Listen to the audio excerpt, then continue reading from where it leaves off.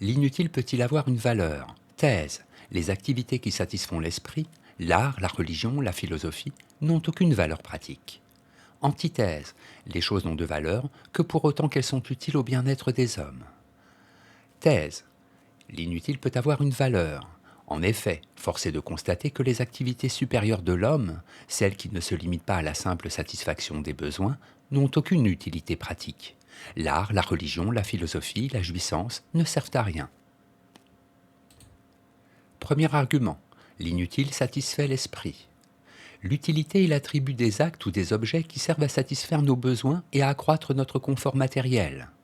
L'utilité est donc un critère purement matériel, qui ne tient pas compte des besoins de l'esprit. Or, l'esprit est une fin en soi, et ce qui le satisfait n'a rien à voir avec l'utilité. Pour lui, une œuvre d'art a beaucoup plus de valeur qu'une clé à molette. Deuxième argument, le plaisir est inutile. C'est à travers les activités inutiles, désintéressées, que se manifeste la liberté et l'humanité de l'homme. Les actions utiles sont toujours assujetties à une finalité extérieure. Je ne travaille pas pour moi, mais pour atteindre un but pratique. En revanche, c'est pour mon propre plaisir que je lis des romans, me promène, joue, rêvasse. Ces activités gratuites n'ont aucune utilité, et pourtant, elles sont ce qui dans la vie a le plus de valeur. Troisième argument, la pensée, la beauté sont désintéressées. Pour Aristote, la pensée, la réflexion désintéressée, la contemplation du bien sont les activités les plus élevées, celles qui sont le plus aptes à nous rendre heureux. Pour Kant, la jouissance esthétique, le goût de la beauté, procure des satisfactions désintéressées.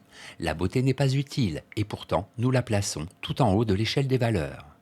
En bref, ce n'est pas parce qu'une chose n'a pas d'utilité pratique qu'elle n'a pas de valeur. S'il en allait autrement, nous ne priserions pas tant l'art, la pensée, le loisir, la liberté de ne rien faire. Antithèse. L'inutile ne peut pas avoir de valeur. Du point de vue du pragmatisme et de l'utilitarisme, le critère de la valeur d'une chose, c'est son utilité. Même les activités prétendument désintéressées ont leur utilité. Elles servent à nous rendre heureux. Premier argument. Seul l'utile a de la valeur. Pour le pragmatisme, le critère de la vérité d'une chose, action, pensée, objet, réside dans sa valeur pratique. La vérité d'une connaissance, par exemple, est fonction de son efficacité pratique. Ainsi, une théorie scientifique peut être considérée comme vraie dans la mesure où elle permet d'expliquer un phénomène ou d'exercer une action technique. Deuxième argument, même Dieu est utile. Le critère d'utilité peut s'étendre même aux activités prétendument supérieures, comme la religion ou la philosophie. Comme le disent les pragmatistes, Dieu n'est pas cru, il est utilisé.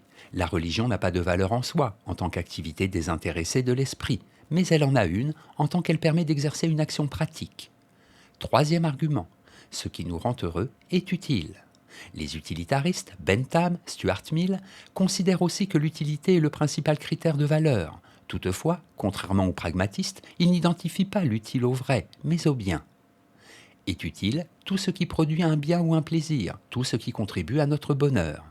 En souscrivant à cette définition large de l'utilité, on peut dire que l'art, le jeu, la paresse sont utiles, puisqu'ils nous rendent heureux. En bref, seul ce qui est utile a de la valeur, est utile au sens large, tout ce qui nous sert à être heureux et à avoir du plaisir. Synthèse, une fois encore, on peut donner au concept d'utilité différentes interprétations. S'il désigne simplement l'utilité pratique ou instrumentale, au sens où un marteau ou une carte routière sont utiles, alors il est clair que l'utile n'est pas le seul critère de valeur, car cela rendrait nul des pratiques comme l'art, la philosophie, le sport et les vacances.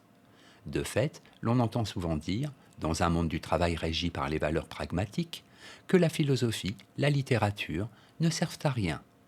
Toutefois, si l'on considère au sens large que l'utile est tout ce qui contribue au bonheur, à l'épanouissement de l'esprit et du corps, alors on peut dire que l'utilité est le principal critère de valeur et que les activités désintéressées de l'esprit ou du corps ne sont pas inutiles. Quoi qu'il en soit, il semble tout de même un peu trop réducteur de considérer l'art ou la religion sous l'angle pragmatique. Et l'on peut préférer penser que les activités vraiment essentielles pour l'homme sont des activités inutiles.